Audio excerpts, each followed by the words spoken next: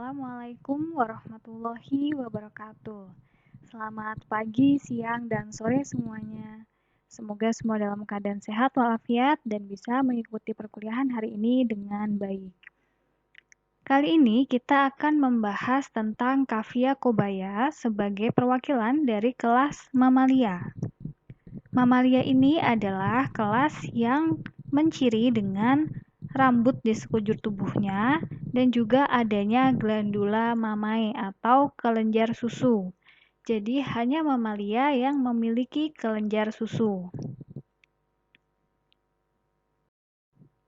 Ini adalah struktur eksternal dari marmut atau Kavia kobaya.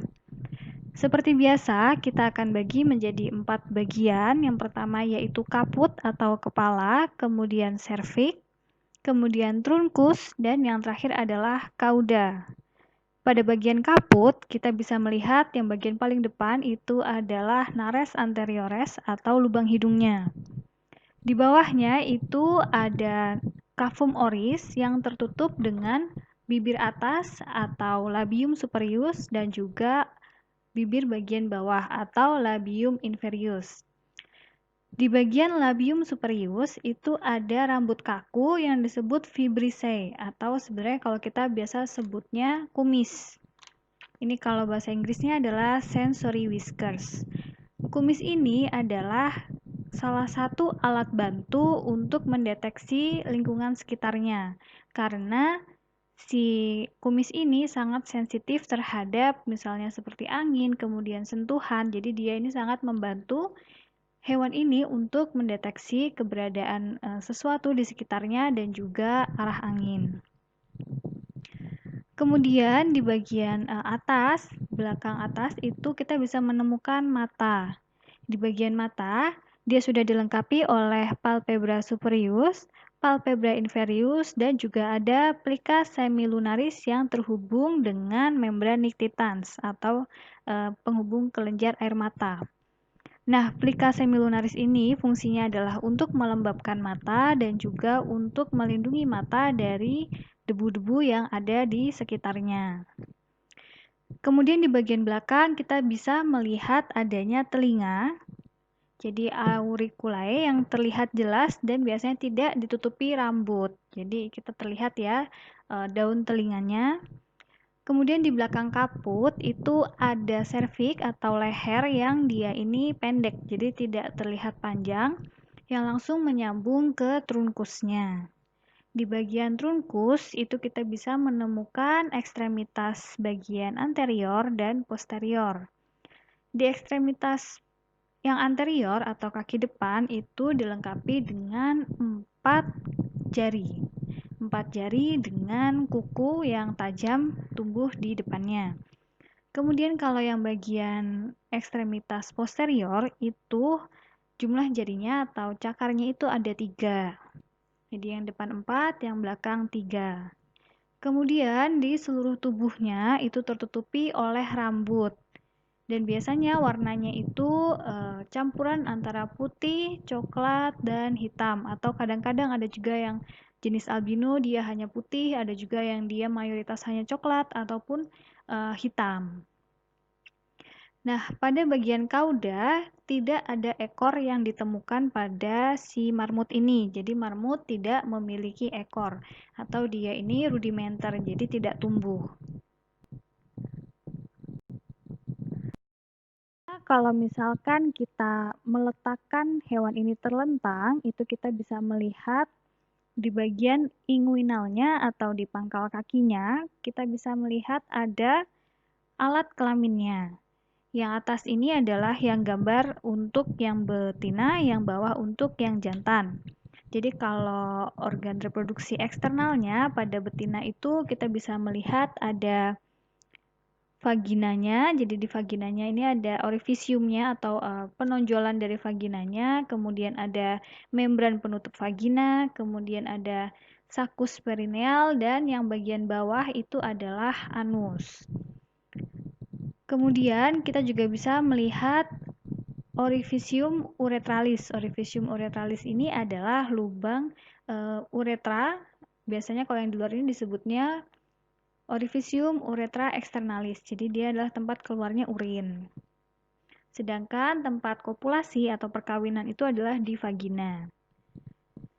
Yang bagian bawah ini adalah pada hewan jantan. Jadi pada pejantan itu kita bisa melihat ada area gland penisnya, kemudian ada di kanan kirinya itu ada skrotumnya yang di dalamnya berisi testis. Kemudian ada juga prepusium. Prepusium ini adalah penutup dari penis. Jadi pembungkus penis itu namanya prepusium. Kemudian di bawahnya itu ada sakus perineal yang mengelilingi anus. Pada jantan dan betina di daerah inguinal ini juga bisa ditemukan sepasang glandula mamae atau puting.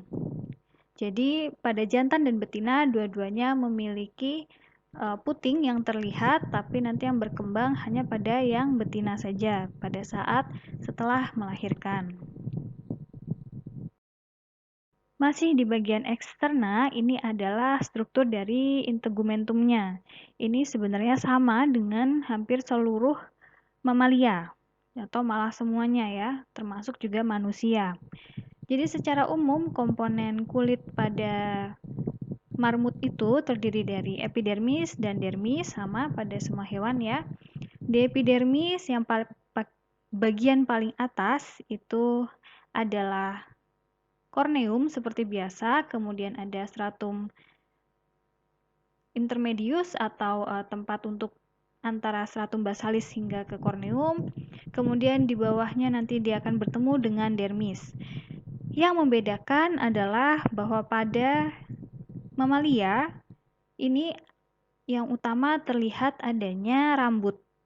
Jadi di bawahnya itu di bagian dermis ada folikel rambutnya dan tempat pertumbuhan rambut itu adalah di folikel rambut. Kemudian ada juga glandula sebaceus yang mengelilingi atau berada di sekitar dari rambut. Jadi dia biasanya di bagian dermis bagian atas itu ada glandula sebaceus yang dia memiliki saluran hingga keluar sampai ke epidermis sampai ke atas. Fungsinya adalah untuk memberikan minyak. Jadi dia menghasilkan minyak agar kulit kita atau kulitnya hewan atau kulit mamalia itu tetap lembab. Selain glandula sebacea, pada mamalia juga ditemukan glandula keringat. Jadi penghasil keringat. Tetapi pada hewan umumnya jumlah dari kelenjar keringat ini tidak sebanyak pada manusia. Makanya kenapa biasanya kalau pada anjing ataupun kucing ataupun marmut kita jarang melihat mereka berkeringat. Dan biasanya mereka melakukan tingkah laku khusus untuk melepaskan panas dari tubuhnya. Misalnya kalau pada anjing mereka biasanya menjulurkan lidah, jadi seperti terengah-engah seperti itu. Atau kalau mau yang ekstrim, misalnya pada gajah dan juga pada kudanil, mereka berkubang langsung ke dalam bisa lumpur ataupun kubangan air. Nah, di bawah dermis itu ada yang disebut jaringan subkutaneus. Jadi jaringan subkutaneus ini adalah antara kulit dan juga otot. Yang kalau pada beberapa hewan ini bisa ditarik. Jadi kalau pada marmut juga bisa. Jadi bisa diangkat. Dan biasanya adalah tempat untuk deposisi beberapa jenis obat. Nah, ini adalah struktur skeletal pada marmut. Jadi biasanya dia terdiri dari tengkorak, kemudian di bagian belakang tengkorak dia akan langsung disambung dengan vertebrae cervicalis. Jumlahnya biasanya 7. Kemudian vertebrae thoracalis itu biasanya jumlahnya 13 sampai 14. Kemudian belakangnya ada vertebrae lumbar, jumlahnya biasanya 6. Kemudian yang bagian sakrum itu 2 sampai 3 dan bagian paling belakang yang cauda itu 4 sampai 6. Nah, pada hewan ini jumlah kostenya itu ada 13 sampai 14 pasang. Di mana dua yang paling belakang itu adalah jenis Coste cartilaginus atau yang tersusun atas jaringan cartilago. Jadi tidak sekeras yang bagian depan. Kemudian yang bagian belakang itu juga mereka melayang. Jadi mereka tidak nyambung dengan coste depannya ataupun pada sternum.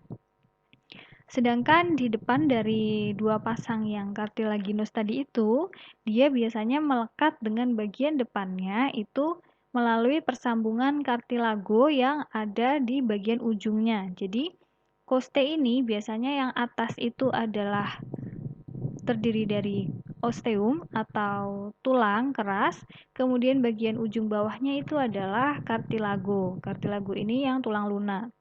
Nah, biasanya kartilago inilah yang menyambungkan dengan bagian depannya.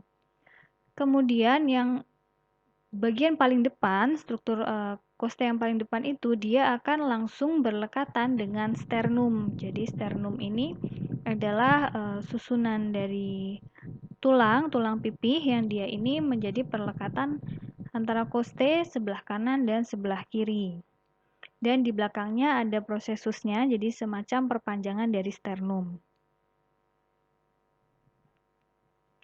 Selanjutnya, ini adalah topografi dari marmut, tapi sayangnya ini sebenarnya bukan marmut, ini adalah gambar tikus karena belum menemukan yang marmut terlihat lumayan bagus, tapi insya Allah untuk topografinya ini dia terlihat sama.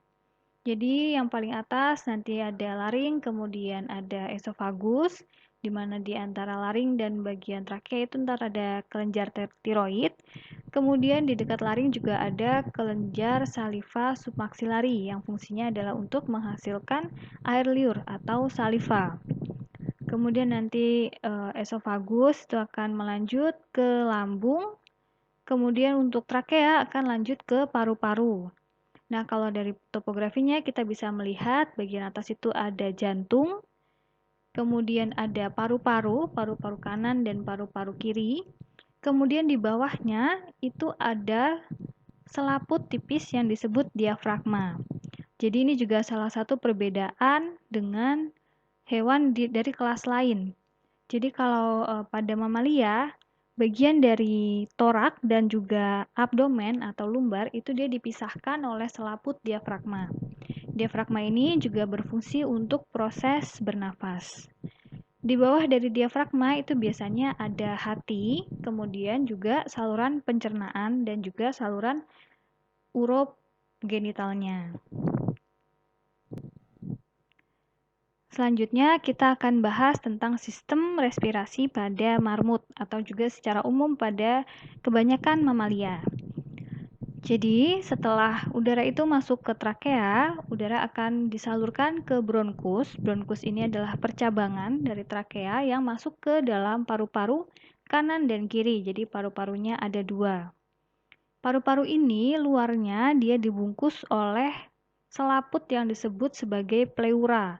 Jadi, pleura ini yang paling luar dari paru-paru yang menjaga paru-paru ini dari gesekan dengan koste. Makanya kenapa kita kalau bernafas tidak merasakan sakit ataupun tidak melekat ya. Jadi paru-parunya tetap bisa kembang kempis dan tidak lengket ke kostenya karena ada si pleura ini yang melapisi paru-paru. Kemudian sebelah kanan dan kiri paru-paru ini juga ada beberapa bentukan lobus. Jadi semacam terpisah tapi sebenarnya dia satu. Nah, kalau pada yang sebelah kiri itu ada lobus apikal, kardiak atau medial, dan juga lobus diafragmaticus atau lobus yang paling bawah. Sedangkan kalau pada yang kanan itu biasanya ada tambahan lobus aksesorius, walaupun ini pada beberapa sumber juga disebutkan sebagai bagian dari lobus kardiak atau lobus medial, jadi sama saja sebenarnya. Hanya saja yang membedakan karena si lobus aksesorius ini biasanya dia terletaknya karena itu di bagian yang berdekatan langsung dengan jantung, jadi biasanya dia tidak terlihat kalau secara topografi. Jadi kalau kita belah, tadi kita lihat struktur internalnya, itu biasanya yang bagian aksesorius ini akan tertutupi oleh jantungnya. Begitu. Nah, bagian lobus diafragmaticus ini dia akan yang langsung berhubungan dengan diafragma. Jadi memang yang bagian paling bawah. Diafragma ini dia bisa kontraksi dan juga relaksasi tergantung dari proses nafas. Tapi nanti dipelajari lebih lanjutnya di fisiologi semester 2. Nah, setelah udara memasuki bronkus, nanti itu dia akan dilanjutkan ke bronkiolus salurannya. Nah, di bronkiolus ini nanti dia akan dilanjutkan, ujungnya adalah sakus alveolar atau alveolus. Nah, di kantung alveolar inilah terjadi pertukaran udara. Jadi di pertukaran udaranya ini itu nanti berhubungan dengan kapiler yang ada di sakus alveolaris ini. Ini adalah diafragma secara sederhana bagaimana proses pertukaran udara saat inspirasi dan sampai ekspirasi. Jadi pada saat inspirasi, ini adalah gambar-gambar ini adalah gambar alveoli dan juga kapiler yang mengelilingi si alveolinya di dalam dari sakus alveolaris. Jadi sakus alveolaris itu adalah kantungnya yang di dalamnya itu isinya ada kapilernya dan juga ada alveolinya. Nah, di alveolinya ini biasanya adalah tempat udara masuk. Jadi udara masuk dan letaknya dia ini sangat berdekatan dengan kapiler atau pembuluh darah. Jadi pada saat inspirasi, di alveolus akan terisi udara dengan oksigen tinggi dan CO2 yang rendah. Nah, kemudian berlanjut ke gambar yang bagian tengah, ini adalah proses pertukaran udara melalui proses difusi, jadi tekanan yang ada. Biasanya pada saat proses ini, oksigen yang dari alveoli ini akan dimasukkan ke pembuluh darah dan CO2 yang dibawa oleh kapiler tadi akan dikeluarkan ke alveoli. Nah, setelah proses itu selesai, maka udara yang di alveoli ini adalah udara yang akan dikeluarkan atau kita menyebutnya ekspirasi. Pada saat ekspirasi ini, udara itu sudah mengandung oksigen rendah dan CO2 yang tinggi. Ini hanya bayangan sementara saja ya, nanti akan jauh lebih detail dijelaskan pada saat mata kuliah fisiologi. Nah, selanjutnya kita akan membahas tentang jantung. Jadi kalau jantungnya mamalia, dia sudah beruang 4. Jadi ada 4 ruang. Ini ruang beneran, ruang serius ada 4, terdiri dari septa-septa di antara 4 ruang tersebut. Nah, ini adalah skematik aliran darah yang ada pada jantung mamalia dan juga mirip pada unggas. Jadi ini alirannya mirip-mirip. Kita bisa lihat dulu mungkin fokusnya ke yang masuk ke dalam jantung ya. Yang masuk ke dalam jantung, ini kita coba lihat dulu ke bagian atrium sebelah kiri. Atrium kiri ini berarti gambar yang sebelah kanan. Atrium sebelah kiri ini akan menerima darah dari paru-paru. Artinya dia akan mengandung udara dengan oksigen tinggi. Nah, setelah udara itu masuk ke atrium sebelah kiri, dia akan disalurkan ke ventrikel sebelah kiri melalui valvus atrioventricularis. Kemudian nanti dia juga akan melewati yang namanya Chordae tendinae. Jadi ini adalah semacam tendon atau muskulus yang ada di sekitar si valvus atrioventricularis ini. Nah, kemudian di dalam ventrikel sebelah kiri nanti dia akan disalurkan ke bagian aorta yang akan membawa ke arteri ke seluruh tubuh. Nah, untuk melewati ke aorta itu, darah yang dari ventrikel sebelah kiri harus melewati yang namanya valvus aortik, valvus aorta. Jadi gampang ya kalau namanya ini valvus aorta, ngarahnya ke aorta. Kemudian dia akan mengalir ke seluruh tubuh dan nanti dari seluruh tubuh, darah itu akan dibawa ke atrium sebelah kanan. Ini lihat gambar sebelah kanan. Yang bagian atas ini ada tulisannya from body.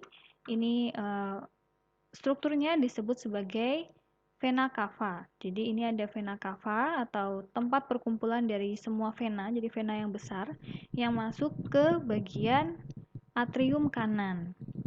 Nanti dari atrium kanan, darah ini akan disalurkan ke ventrikel sebelah kanan melalui valvus atrioventricularis sebelah kanan. Jadi batas antara ventricle dan juga atrium itu adalah valvus atrioventricularis.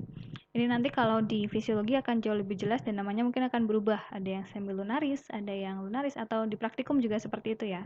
Tapi ini paling sederhananya, jadi biar kita benar-benar ngerti dulu konsepnya.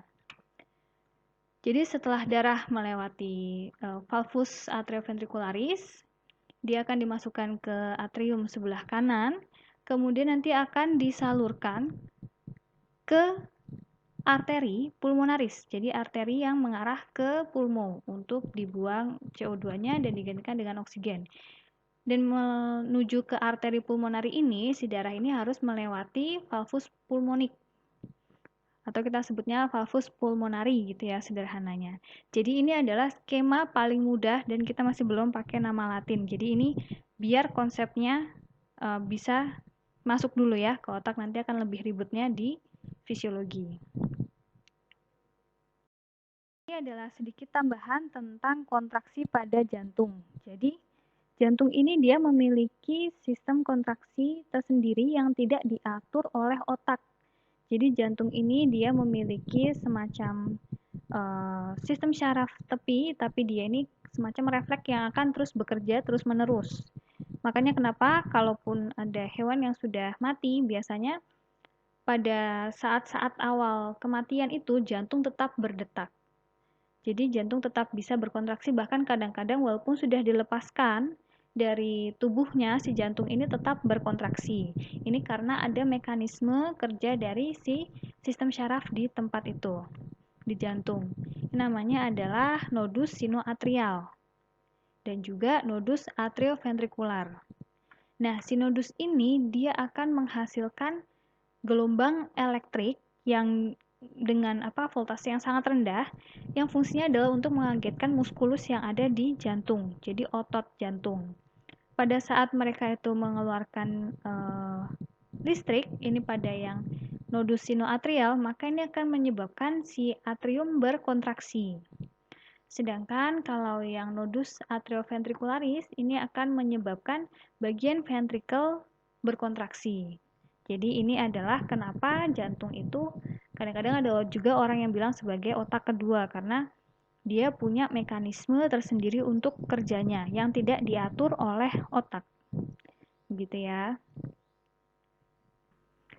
Nah, selanjutnya kita akan bahas tentang struktur sistem digestinya marmut. Ini kita lihat dulu dari bagian mulutnya. Silahkan dilihat gambar yang bagian atas. Ini adalah gambar X-ray dari tengkoraknya marmut. Di sini saya ingin menekankan bahwa kalau pada beberapa mamalia, terutama mamalia herbivora, itu mereka tidak memiliki gigi taring atau kaninus. Jadi biasanya di antara insisornya, insisor itu adalah gigi seri, dengan premolar dan molar atau geraham, itu ada ruang kosong. Nah, ini bisa dilihat di mulutnya ini ada ruang kosong yang tidak ada giginya. Ini disebut sebagai diastema. Jadi ruang kosong ini adalah diastema. Biasanya kalau pada marmut, diastema ini adalah tempatnya dari kantung pipi. Jadi pada marmut mereka mempunyai kebiasaan untuk menyimpan pakan di kanan dan kiri pipinya. Jadi kadang-kadang mereka makan langsung masukkan saja semua makanannya, nanti terlihat pipinya itu akan menggembul dan biasanya nanti akan dibawa ke sarang dan bisa dikeluarkan lagi. Kalau pada saat mereka waktunya makan, baru mereka akan makan betulan, jadi sampai dikunyah. Untuk giginya marmut, dia itu terdiri dari 20 gigi. 20 gigi ini terdiri dari sepasang insisor atau gigi seri atas dan bawah, kemudian sepasang premolar atas dan bawah, dan juga 3 pasang molar atas dan bawah. Yang unik dari giginya marmut ini, mereka akan tumbuh terus-menerus sepanjang hidupnya.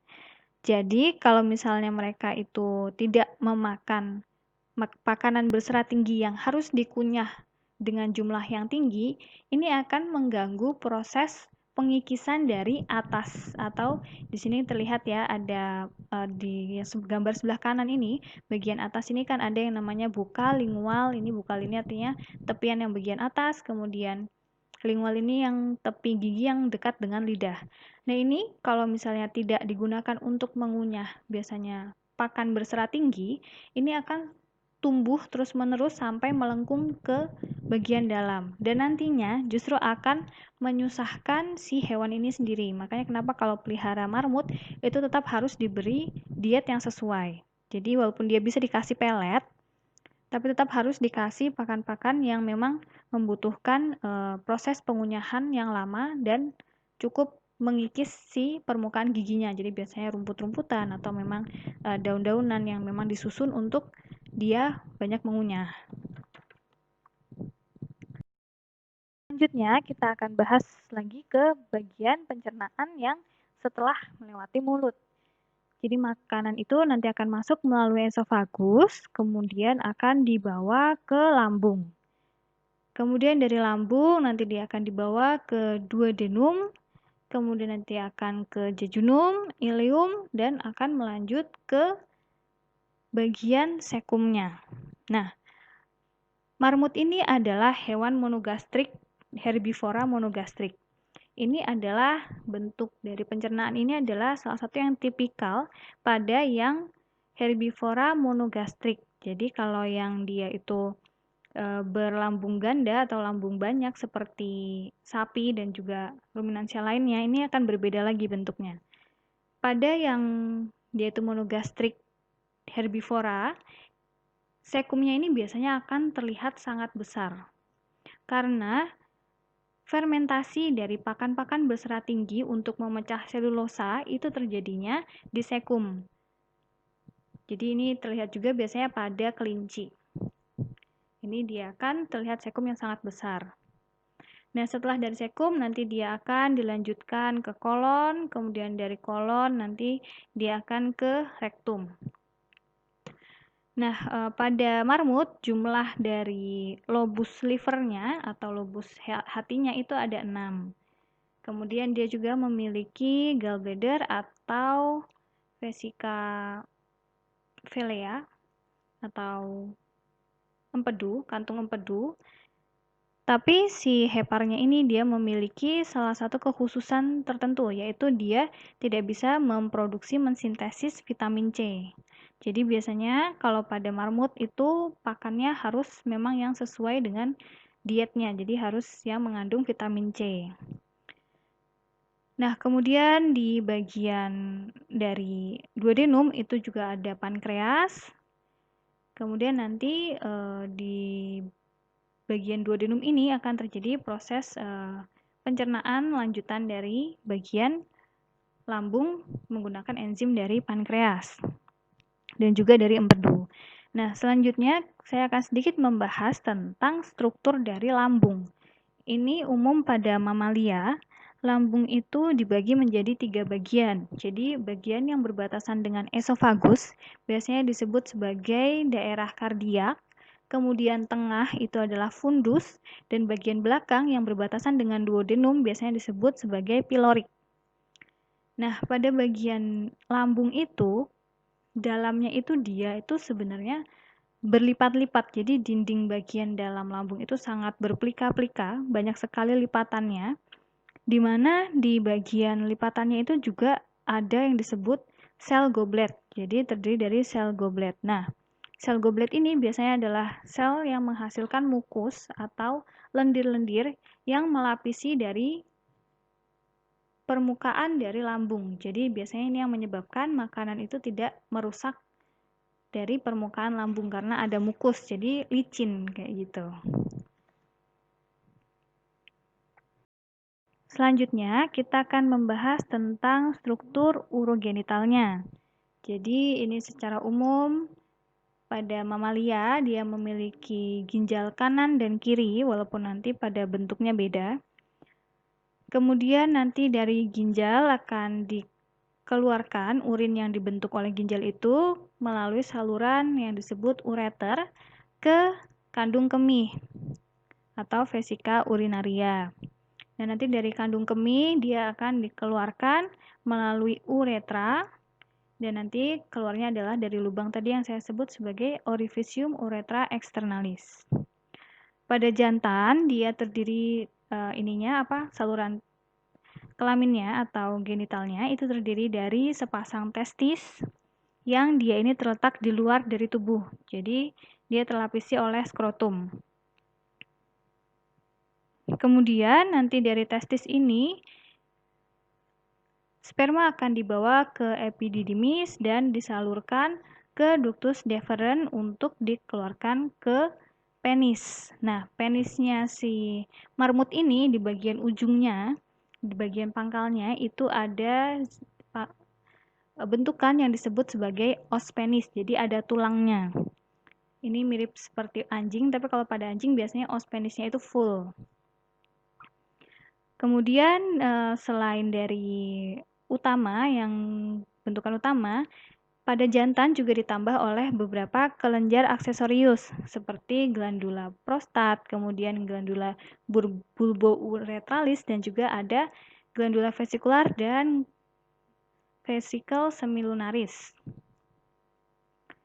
Kalau pada betina, ini untuk ginjal sama ya, ginjal kanan dan kiri, kemudian dibawa ke ureter, nanti ada bladernya atau vesika urinaria dan akan dilanjutkan ke uretra. Nah, pada betina untuk struktur genitalnya, dia terdiri dari sepasang ovari kanan dan kiri. Kemudian bentuk dari uterusnya itu adalah bicornuate. Bicornuate ini artinya memiliki dua tanduk, seperti dua tanduk kanan dan kiri. Nanti anaknya ini akan tumbuhnya di salah satu sisi, biasanya sisi kanan atau sisi kiri. Atau kalau dia itu banyak anaknya, jadi sisi kanan ada berapa, sisi kiri ada berapa. Kemudian di bawah uterus, yang perbatasan antara uterus dengan vagina itu ada serviks. Serviks ini selama dia tidak estrus akan tertutup dan hanya akan terbuka pada saat dia estrus untuk lewat jalur masuknya sperma. Kemudian nanti di bawahnya serviks ada vagina dan nanti keluar ada vulva dan juga bagian-bagian dari vagina yang dia ada di eksternal, tadi yang seperti saya jelaskan di atas. Nah, ini adalah kalau kita lihat sedikit lebih spesifik tentang si ginjal ya. Ini ceritanya kita belah ginjal ini. Jadi ginjalnya kita belah, di dalam ginjal ini yang bagian paling luar itu adalah kapsul namanya. Jadi lapisan paling luarnya itu adalah kapsul. Kemudian di bawahnya kita akan lihat banyak sekali arteri dan vena. Yang dia ini mengelilingi yang disebut sebagai medula atau bagian tengah dari si ginjal. Nah, di bagian tengah ini juga ada arteri dan vena yang akhirnya membatasi si medula. Disebutnya sebagai arteri dan vena interlobular. Kemudian setelah medula ini nanti dia akan disambungkan, atau sebenarnya ini adalah tempat adanya glomerulus nanti yang sebelah kanan ini, nanti dia akan disalurkan ke bagian hilus. Hilus ini seperti tempat pertemuan dari urin-urin yang sudah dihasilkan di bagian medula. Jadi kalau bagian medula ini kan dia karena dibatasi oleh arteri dan vena interlobular, bentuknya ini jadi seperti segitiga. Nah, ini biasanya disebutnya sebagai renal piramid. Ini isinya adalah glomerulus, tempat penyaringan darah untuk menghasilkan urin dan juga membuang ion-ion yang berlebih dalam tubuh. Nah, kemudian nanti si urin itu akan dikumpulkan di bagian hilus atau di pangkal dari ginjal dan akan disalurkan ke ureter. Nah, ini kalau yang bagian kanan ini adalah struktur dari nefron. Jadi, sel-sel penyusun dari ginjal, jadi terutamanya dari medula ginjal, itu adalah nefron. Ini adalah sel ginjalnya. Di dalam sel ginjal ini nanti akan ada yang namanya glomerulus, tempat dari proses pertukaran pelepasan dari ion-ion berlebih dan juga air-air yang berlebih. Ini akan dilepaskannya di sini. Kemudian nanti dia akan berlanjut ke bagian tubulus convolutus proximal, kemudian nanti dia akan dibawa ke lengkung Henle. Ini sebenarnya pas SMA pasti udah ya. Dari lengkung Henle nanti akan dibawa ke tubulus convolutus distal. Setelah itu akan disalurkan ke ductus collectivus, di mana dia ini adalah tempat pengumpulan dari urinnya, kemudian nanti ke luar dari piramid ginjal yang akan kemudian bertemu semua dari semua piramid ginjal di hilus. Ini nanti lebih jelasnya di fisiologis, ini hanya pengenalan saja. Oke, sekian materi kita tentang Kavia kobaya. Semoga menambah pengetahuan tentang Kavia kobaya ataupun mamalia secara umum yang juga sudah didapat dari praktikum ya. Semoga ilmu yang dipelajari bisa bermanfaat ke depannya, dan saya juga mohon maaf apabila ada kesalahan selama ini karena ini juga materi saya yang terakhir. Saya minta maaf kalau kadang-kadang materi saya suaranya suka pelan, tahu-tahu kenceng, tahu-tahu pelan, tahu-tahu kenceng. Ya, saya mohon maaf atas semua kesalahan. Terima kasih atas perhatiannya. Wassalamualaikum warahmatullahi wabarakatuh.